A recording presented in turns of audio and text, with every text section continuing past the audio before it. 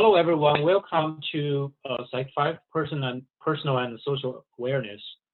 And this week is 14th week for this semester, and this week is also the last week for regular lecture.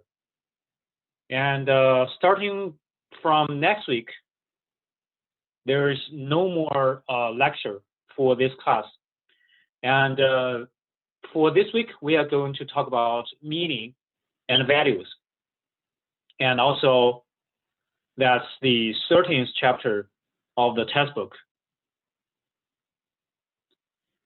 So let me talk about the arrangement for the next following weeks. For the next week, which is that is the Thanksgiving week. So we don't have anything to do for next week, for the Thanksgiving week, and everyone just have a very nice Thanksgiving for next week. In the week that follows the next week, follows the Thanksgiving, we come back and prepare for the presentation. Everyone needs to have a presentation for the class. And the week after the presentation week, there is the review for the final exam. And the last week, that follows the reviewing week, there will be final exam. So I have posted announcements about the arrangements for the final exam. So please check the announcement to see what has been updated and what has been already informed at the beginning of the class. So let's start the lecture for this week. So for this week, we are going to talk about meaning and values in life. So before talking about anything else, I invite you to think about this question. What is the meaning in life for you? So you may think of this question before, you may not think of this question before, but right now you can pause the video and think about this question. What is the meaning in your life?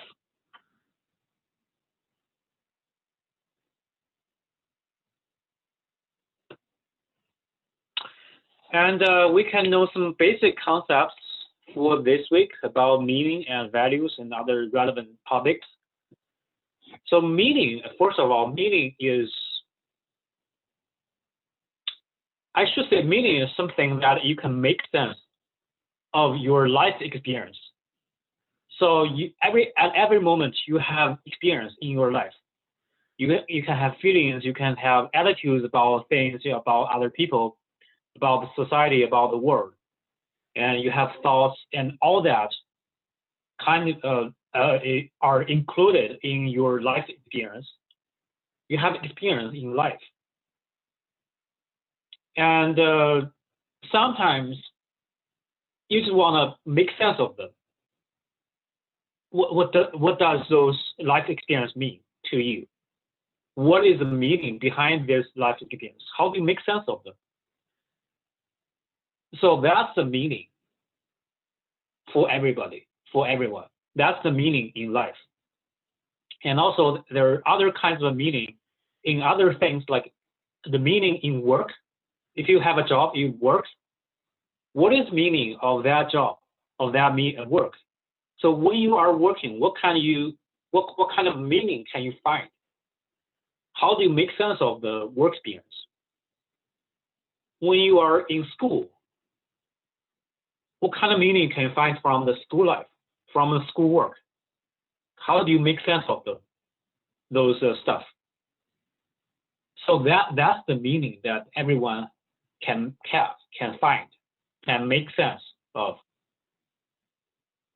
And also Baumeister and Leary in 1995 pointed out that the meaning, the function of meaning, is the bridge, is the connection between now and future. Means that you are doing something right now. You do something at another moment. So what is the meaning of it? What is the meaning of doing this? Doing this can have a impact on the future. So that's the meaning of doing it right now, right? So at any moment, you can think, what am I doing right now, and what is the meaning of doing it for the future? So there is some kind of connection that connects something you are doing right now and some aspects, some elements, some benefits you can get in the future.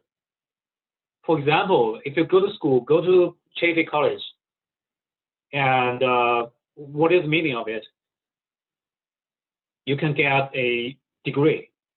So you can ask, like, what others is the meaning of it?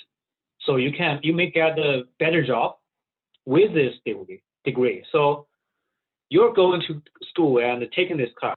The meaning, at least a part of the meaning of doing this thing, is that you can get a better job in the future, or you can get more knowledge in the future. So that can benefit part of your life in your future.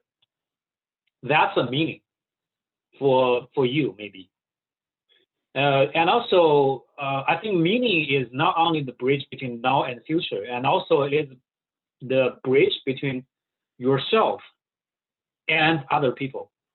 Sometimes people want to do something bigger than themselves. They want to do something that benefits other people. They want to do something for other people, not only for themselves. So if you have a lot of meaning in your life when you do something for other people, you can find that something that you are doing is meaningful. You can find meaning from that activity because you are doing something for someone else. You contribute your effort to other people. That's the meaning that you can find from these activities. That meaning becomes a bridge between yourself and other people. So that's the meaning that you can find. Okay, let's know about the next concept, philosophy of life. So in your life, you have a lot of beliefs about something, about some people, and you have an attitude towards things and people, and also you have values. You have the core beliefs that what you should do and what you about how you do something, and about how the work should be like. So those are values that you hold. And the philosophy of life includes all of that, all the stuff about your fundamental beliefs, about your attitudes, about your values that you hold, about those values are about how the work should be like.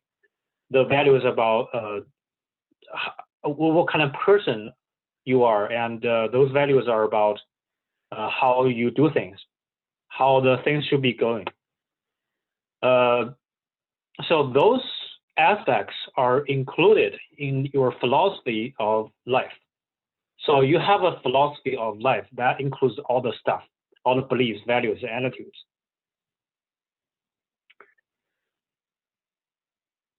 So that's philosophy of life. And another one is value. So the value is something that you value, is something that you emphasize, is something that you pay attention to, or is something that is some kind of beliefs that you think they are true and they are valuable.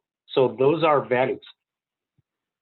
And also those core beliefs, those core values in your life heavily influence how you behave, how you act. So, for example, honesty can be one of the values, one of your values. So you are honest, you do not lie to other people. When you can choose to lie to other people, but you won't do that. You won't lie to other people because your value is that you're a honest person. A person should be honest to other people. So being honest is one of the values, and also influences if we choose to lie or not to others. And when we talk about meaning and the meaning in life, we cannot escape a person, which is Viktor Frankl. So he was a Austrian. He's a Jewish people. He's Jewish, but he was born in Austria and grew up in Austria, and he spoke German. So he was a psychiatrist who graduated from a medical school in Austria, in Europe. So his story is the perfect example in that it illustrates the importance and function of meaning. And that his example illustrates how important and why people need meaning in life. So you may have the question, why people want to search meaning? Why people want to have meaning? Why people always make sense of their life experience? Why they want to connect now and future? So why people want to do that? So you can see this example from Viktor Frankl. And he was born in the earlier 20th century. You know that he was Jewish, and during the Second World War, and the German Nazis killed a lot of Jewish people, and he was one of the victims. He was present in the concentration camps, and he was a survivor of the Holocaust toward the Jewish people in Europe. Yeah, he was captured and imprisoned in the concentration camp in 1942, and he spent 3 years in the concentration camp. And until the Allies won the war and the Nazi Germany lost the war, he came out of the concentration camp because the army from the Allies liberated every concentration camp, and he was a survivor, one of the survivors from among the people who successfully lived after the end of the war. And you may wonder how he survived. A lot of people in the concentration camps died before the victory of the Second World War. So they couldn't survive because the conditions were too poor. The conditions were too vicious for anyone to live. But he lived. He survived. And then after he came out of the concentration camp, he wrote a book called Man's Search for Meaning.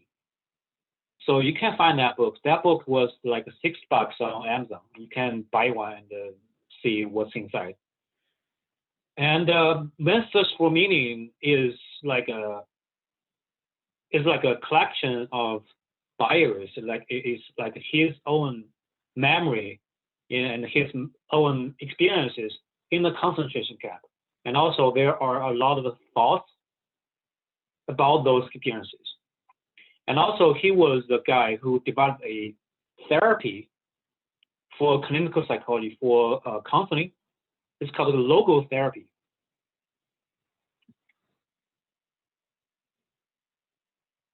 So logotherapy. So logo means meaning. So logo is a word for meaning in Latin. So logotherapy means that they use the meaning. They help the clients to find meaning in life so that they can be cured, That's approach of the therapies. And the logotherapy assumes that the primary thing to do in everybody's life is to find the meaning. So that's the most important thing in life. If they cannot find meaning, there can be a lot of psychological and emotional and physical problems. So people need meaning for survival, for health, for a better future. And also, searching for meaning is the most powerful driving force in humans. So for everyone, searching for meaning is the strongest source for why people are still alive, so why people are still living. So if you do not search for meaning, it means that you do not have a motivation to have a life, to still continue living. So that's the meaning for everyone. That's the knowledge and the insights from the logotherapy, and also from his experience. So let's watch a video that introduces Viktor Frankl and his therapy, logotherapy, and also the book that he wrote.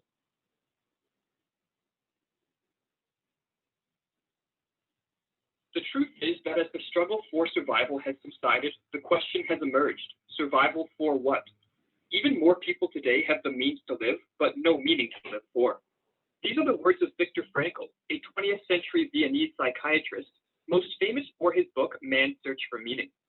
In that book, Frankl details his time spent as a Nazi concentration camp prisoner and reflects on how one can find meaning in life even in the harshest of conditions. Frankl, whose interest in the topic of life's meaning began as a teenager, came to the realization that while ever more people in Western nations were living lives of material comfort, all too many lived in a detrimental psychological state he called the existential vacuum. As he explained, the existential vacuum is a widespread phenomenon of the 20th century. This is understandable. It may be due to a twofold loss which man has had to undergo since he became a truly human being. At the beginning of human history, man lost some of the basic animal instincts in which an animal's behavior is embedded and by which it is secured. In addition to this, however, man has suffered another loss in his more recent development, inasmuch as the traditions which buttress his behavior are now rapidly diminishing. No instinct tells him what he has to do, and no tradition tells him what he ought to do. Sometimes he does not even know what he wishes to do. Instead, he either wishes to do what other people do, conformism, or he does what other people wish him to do, totalitarianism. The preponderance of people living lives absent of meaning led to the emergence of what Frankl called the mass neurotic triad. This was a term he coined to describe the three most common symptoms associated with lives lived in the existential vacuum, namely depression, aggression, and addiction. To help counter the dire effects that accompany a life without meaning, Frankl founded a school of psychiatry called logotherapy, which in Frankl's words, considers man as a being whose main concern consists of fulfilling a meaning and in actualizing values, rather than in the mere gratification and satisfaction of drives and instincts. In the remainder of this video, we will outline some of the key insights of logotherapy, insights Frankl believed could greatly assist one in living a more fulfilling life. A key tenet of logotherapy is that the pursuit of meaning, or what Frankl sometimes referred to as the will to meaning, is the primary motivational factor in humans. This can be contrasted to other schools of psychiatry which maintain that the pursuit of pleasure or the will to power are the primary factors. According to Frankl, it is when individuals fail to find meaning in their lives that they turn to the dogged pursuit of pleasure or power, in the false belief that so doing will fill the void that an absence of meaning has left in them. For those who decide to pursue a more meaningful existence, Frankl emphasized that doing so did not mean searching for the ultimate meaning of life. As he put it, this ultimate meaning necessarily exceeds and surpasses the finite intellectual capacities of man. What is demanded of man is not, as some existential philosophers teach, to endure the meaninglessness of life, but rather to bear his incapacity to grasp its unconditional meaningfulness in rational terms. While the ultimate meaning of life is unknowable, Frankl held that each person had the opportunity to realize meaning in their life at a personal level, and so doing would greatly improve the quality of their life. It should be noted that Frankl did not believe that individuals created such meaning. Rather, he believed it was discovered and was present in every living moment, whether one was aware of it or not. As he put it, I am convinced that in the final analysis, there is no situation that does not contain within it the seed of a meaning. In order to discover and realize these personal seeds of meaning, Frankl suggested that for most people, a change of attitude is required. We need to stop asking about the meaning of life and instead to think of ourselves as those who are being questioned by life daily and hourly. Our answer must consist not in talk and meditation, but in right action and right conduct. Life ultimately means the responsibility to find the right answers to its problems and to fulfill the tasks which it constantly sets for each individual. Frankl stressed that as unique individuals, meaning will present itself in different ways to each person. Each of us face different situations in our lives, some of which are more and some of which are less under our control and influence. Frankl's belief was that no matter what fate brought, if one took appropriate action and adopted the right attitude to the situation, a meaningful life could be realized. In a passage in Man's Search for Meaning, Frankl nicely distinguished how actualizing personal meaning differs from the search for abstract answers to life's meaning. To put the question of the meaning of life in general terms would be comparable to the question posed to a chess champion. Tell me, master, what is the best move in the world?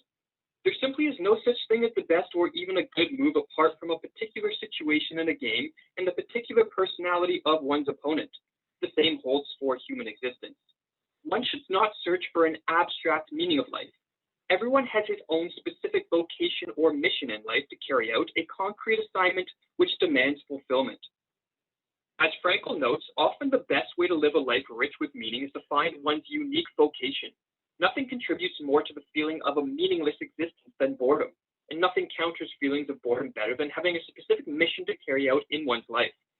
In this respect, Frankl was fond of quoting Nietzsche's famous passage that he who has a why to live for can bear almost any how.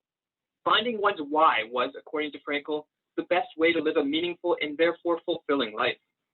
However, for some, adopting a vocation and striving to achieve the goals associated with it is beyond their reach. Instead, some people face situations which they have little control over, situations which can cause immense suffering, such as being diagnosed with a terminal illness or, in Frankl's case, being imprisoned in a concentration camp. But even in such situations, as Frankl discovered firsthand, one has the opportunity to find meaning. And we will conclude this video with a passage which reflects this important belief of Frankl's. We must never forget that we may also find meaning in life even when confronted with a hopeless situation, when facing a fate that cannot be changed. For what then matters is to bear witness to the uniquely human potential at its best, which is to transform a personal tragedy into a triumph, to turn one's predicament into a human achievement. When we are no longer able to change a situation, we are challenged to change ourselves. Cool. Very good introduction of Viktor Frankl and his philosophy about meaning. And let's continue. The truth. And that's the picture on the right is the surface of the book that he wrote. I think that this is the newest edition of his book, Man's Search for Meaning. And there's one example from his book. So Frankl sometimes asked, when he was in a concentration camp, he asked himself, what is the meaning of suffering? All these suffering experiences in a concentration camp. So how to make sense of all this experience? And he indeed made sense of this kind of suffering experience. He imagined that he could share the story in a concentration camp and talk about the meaning of life in the classroom with students someday in the future. So when he was in the concentration camp, he had some kind of imagination that he stood in the classroom, and there are a lot of students are sitting in front of him, and he shared a story about the concentration camp with the students. And so he made sense of this suffering experience in the concentration camp, because he could share his own experience with other people, because after all, not everyone had such an experience. So Franco can share the story with the other people in the concentration camp, especially to students. So that's why he needed to suffer from all this.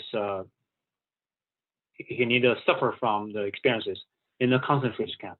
So that's the meaning of part of his life during the Second World War. So he also had a lot of other processes, other procedures to make meaning for his life, in his life. And all these meaning-making processes like this one let him survive, because he held very strong beliefs that his life is very meaningful. His life has a lot of meaning. He must survive from the life in concentration camp. So he had hope, and at the end, he survived. He did not die. Many people died. Many of the people that he knew in the concentration camp died. Not because of lack of food, not because of lack of other necessary conditions for living, but because of loss of meaning in life. They couldn't make sense of their own life experiences. Why did they suffer from all this? They lost the meaning in life. They thought that their life is meaningless. So they couldn't live. They couldn't survive, but Viktor Frankl lived. Viktor Frankl survived. So there is very famous quote from Friedrich Nietzsche. And Nietzsche was a German philosopher in 19th century. And one of his quotes is very famous. That is, he who has a why to live for can bear with almost any how. So based on my understanding, it means that at once a person knows why to live for, at once a person knows the meaning in life, the man, this person can bear anything, can bear with anything, can suffer from anything and survive, can do anything, can So no matter how hard it is, no matter how difficult life is, the man, the person can still survive, because that person has a why, has a reason for live, has a reason for why to have such a life. So that's my own understanding of this quote. And I think the Nietzsche was very true. And because Viktor Frankl's life and experience is a perfect example for this quote. So that's that's a why for we need to have a meaning in our own lives.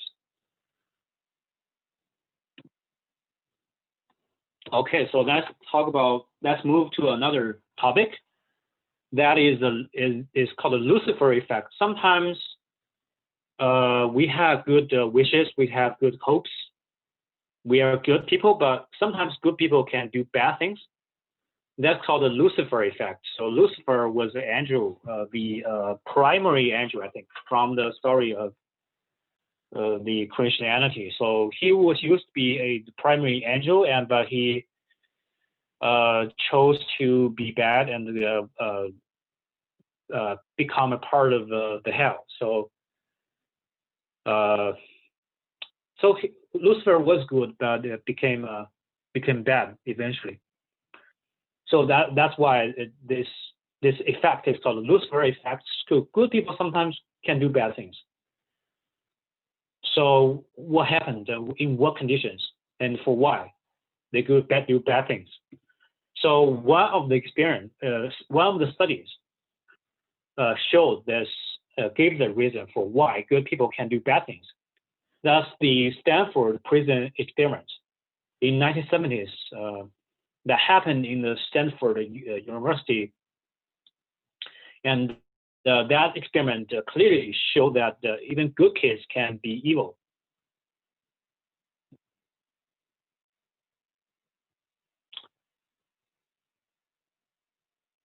So that's the basic situation of this experiment.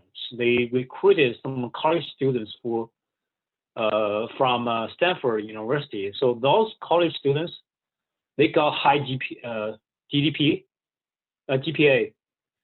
and had no record of crimes. And they were separated. They were randomly assigned to the two groups. One group is a prisoner in the simulated jail, and the other group is the guards for that jail, for that simulated jail. So they like a simulated environment that really looks like a prison or jail in the basement of the Stanford University building. And they are just locked in that basement and watch what happened. And they found that the guards, the guys, the students who were assigned to the jail guards, those guards started to abuse the prisoners more and more harshly, and that those behaviors became more and more extreme and unnecessary. So some kind of a physical punishment may be necessary, but they apparently went way beyond that standard. So they punished the prisoners too much and too harsh. And the experimenter had to stop the experiments in the 6th day. So they started the experiments on Monday of a certain week, and they had to stop it on Saturday, which is a 6th day of the experiment, because they cannot continue because the prisoners suffer too much and they cannot deal with it anymore. So that experiment shows that sometimes good people, like the students who got high GPA and had no record of crimes from Stanford, could do bad things in a certain situation. If they think that they are the guards, they think that they are entitled to punish those prisoners. In those situations, they start to do bad things. They start to abuse those prisoners who are actually innocent.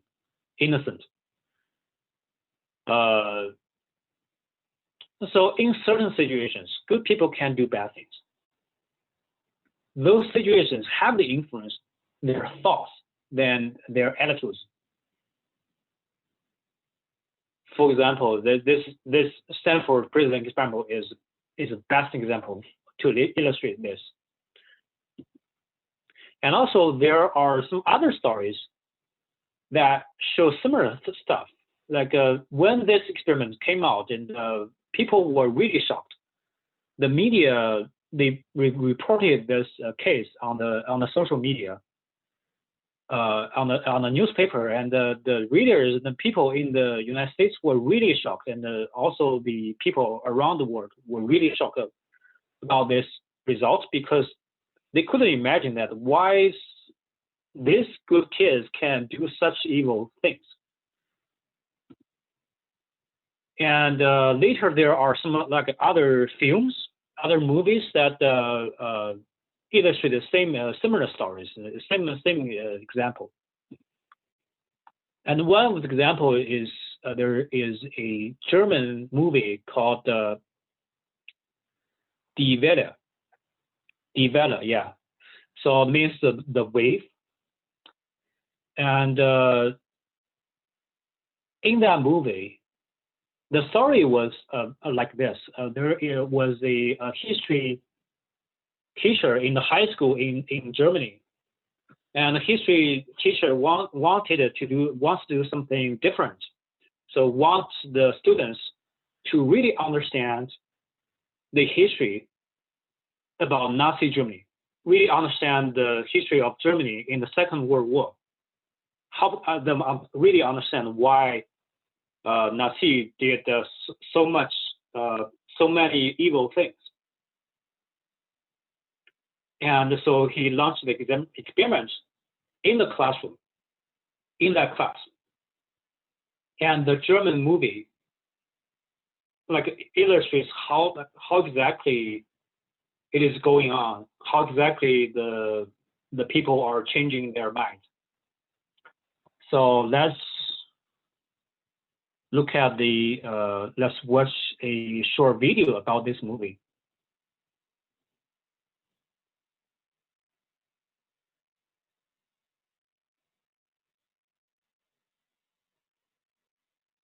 Wogegen soll man eigentlich heutzutage rebellieren? Die Leute sehnen sich nach einer Idee. Und wenn die kommt, machen alle.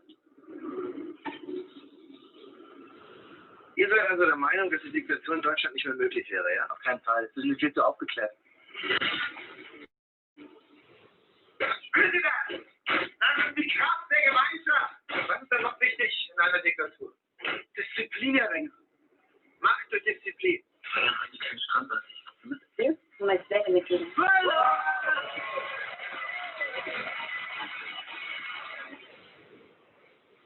Das ist unser Zeichen. Wie eine Welle, wenn wir die ganze Stadt überrollen. Was hast du nicht gegen die Welle? Herr Schwanko, mach doch mal die Augen auf. Die Welle entwickelt sich immer echt komischen Sachen. Was macht die? Herr Kohler, glauben Sie mir. Sie sollten mal sehen, wie die Schüler aus sich rauskommen. Die sind wirklich hoch motiviert.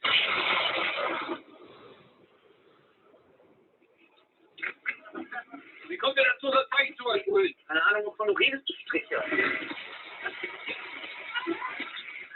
Leben, ich brauche dir dein Ton weg. Du bist so runter. Du hast die ganze Sache nicht mitbekommen. Überhaupt nicht mehr. Wenger, Sie können jetzt nicht rein. Du? Wenger, es geht nicht.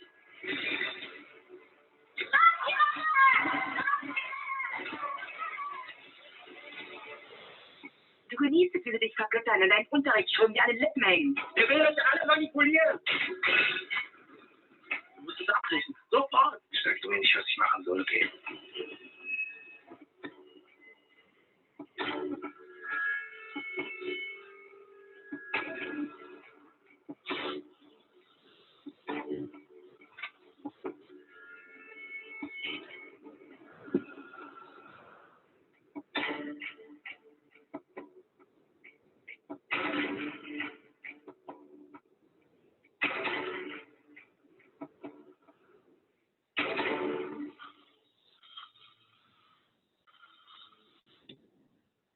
Okay, so that's the trailer for this film, and I was shocked that this film was based on a true story. So this is something real happening in life, in the history, and they created this film to show this story. And I think this film is a really good one. You should watch it, and you can find it online and watch this movie. I don't know it was free. It is free or not, but I watched it before, and I think that this movie was so amazing, so nice. I really like this movie. And sometimes these stories, the Stanford prison experiment, and the story from the DVD, show that sometimes the situation is really powerful, and it's more powerful than people, than personality, than the quality of these people. So sometimes people are good, but if they are in certain situations, they behave like this. they abuse other people because they think that's entitled. They are entitled to do this in certain situations. So that precisely why Lucifer effect can happen to everyone.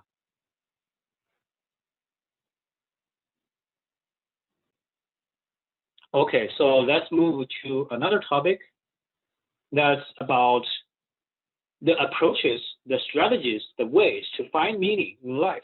So how do we find meaning in life? After we know that meaning in life is very important to us and is really essential for us to survive in this world. So the textbook recommends a lot of ways, a few ways.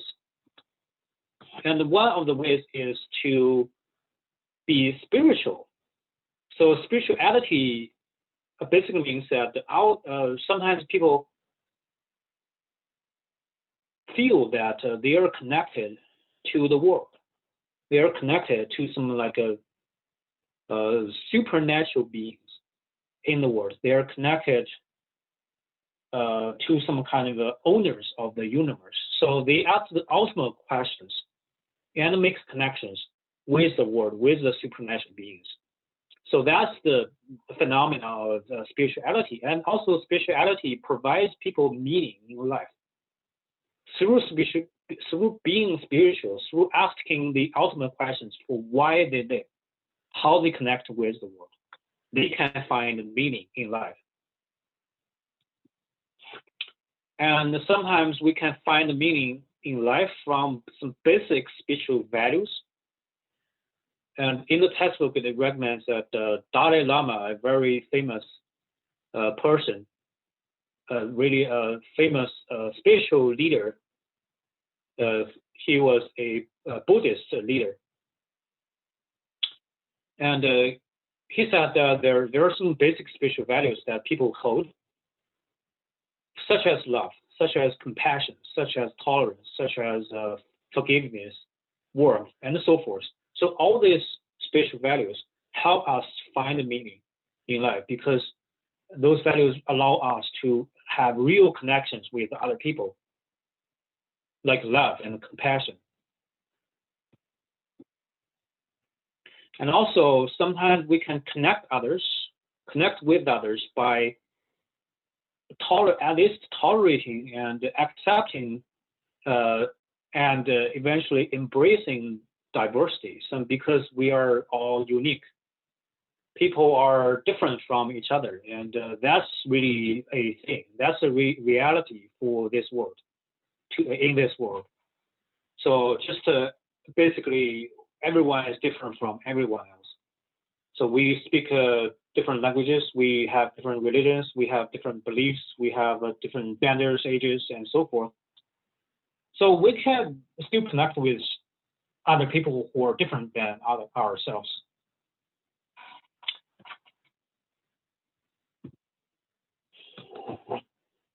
And sometimes we need to be aware of some stereotypes, prejudice, and racism in the society, in our minds. And when we are aware of those stuff, and we can connect with others more easily, because sometimes the stereotypes, prejudice, and racism stop us to have real connections with other people.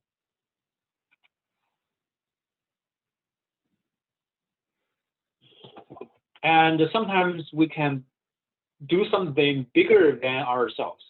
We can pursue something for not only self-interest, but for the social interest.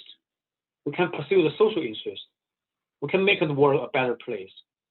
Not just to make ourselves a better person, but make the world a better place. Contribute to other people's well-being. So this is also one of the ways to find a meaning in life.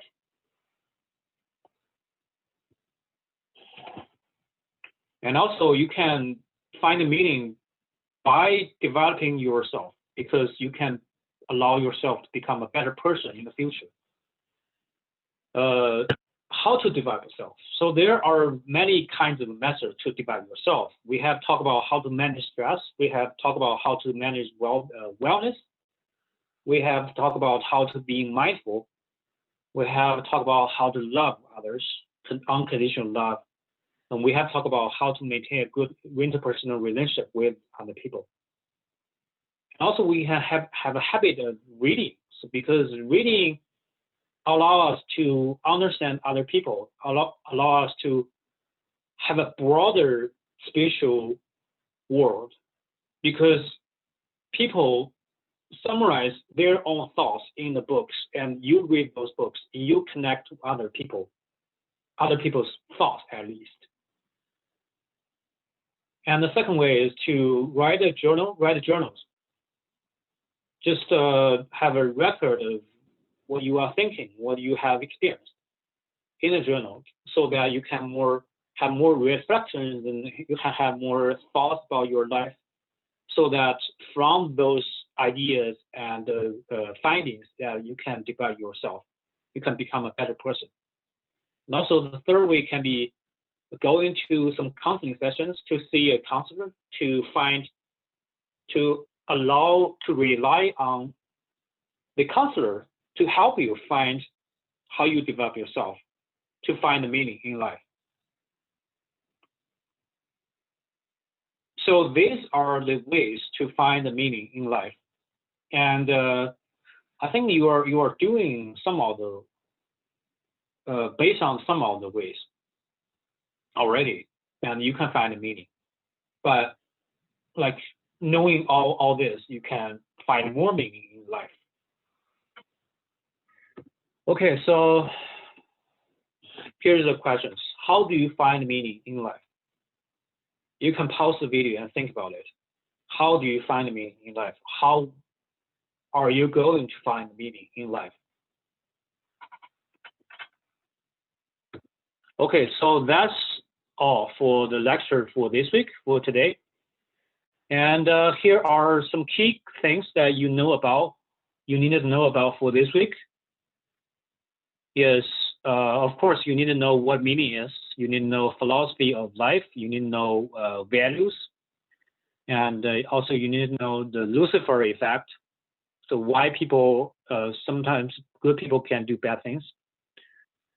And also you need to know some approaches that we introduced just now for finding meaning in life. So these are the things to know about. Okay, so for this week, we still have the journal assignment. That's journal 13. And of course, this journal is about the meaning that you find in life. So first of all, think of a moment when you felt your life was really meaningful, and answer the following 2 questions in the journal. So think about the moments that you felt that your life is very meaningful. So first question is, what made that feeling occur? So you can talk about the experience, and you can talk about the reasons for why you had such a feeling at that moment, and write down those reasons. And the second question is, what did the feeling of meaningfulness bring to you? So what does that feeling do to you? What did that feeling do to you? So you can discuss how meaning in life at that moment benefit you. Any kind of benefits you can talk about.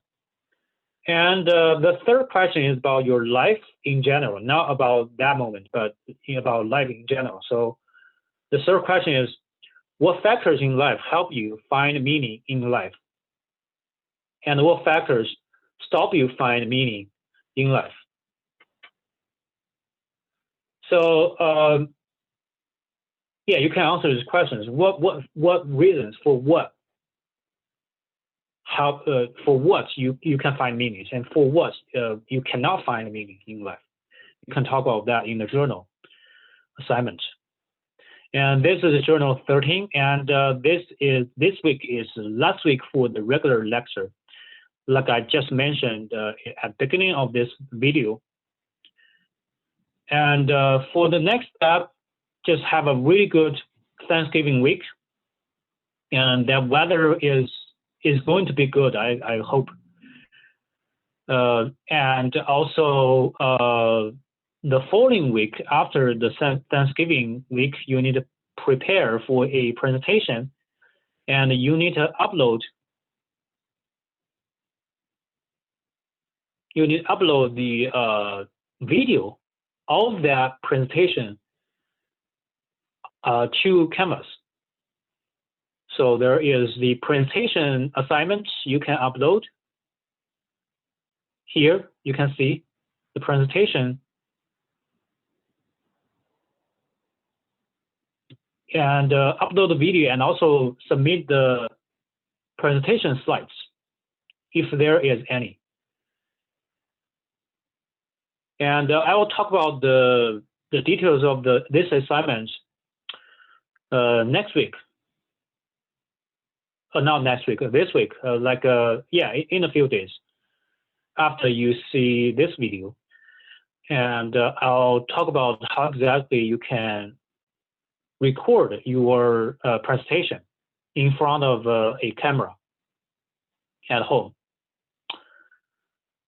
So if you already know how to upload, record a video, you can just skip that instruction. But if you are not sure how to record a video and record a video on camera, on your own computer or cell phone, you can watch the instruction video. So I'll upload a video about how to record a presentation. Okay, so I think that's it for this week, and have a good Thanksgiving.